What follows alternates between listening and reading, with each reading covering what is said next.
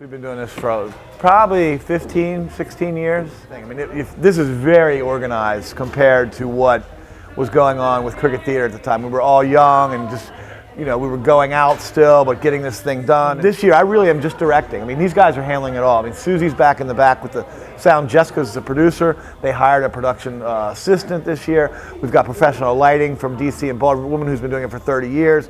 Without one person trying to do so much work, you can actually really work with other people who are just beginning acting and start to really try to teach them the craft, because it's a craft. It's not something that, like I always say, Dave, with the people who are like, oh, you look at a great pianist, who's just going crazy, and people say, oh, I could never do that. My God, I'm not that talented. You look at a great ballerina.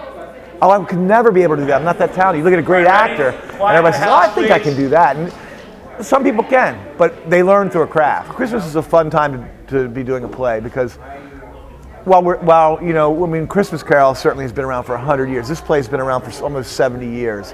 Wonderful Life's been around for 50 years.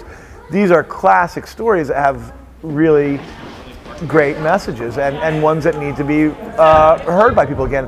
The way I like to teach and perform shows is that it has to be, if it's happening right there in front of you, you've heard the phrase "in the moment," and it's very hard to define unless you really start to study. I mean, what you really want to have happening is for that conversation that you've rehearsed for 3 months, and you've given them, hey, I want it to move, I want this part to go, I want to beat here, I need you to feel this here, and you start to put all that in, and they go through the process, and they get frustrated.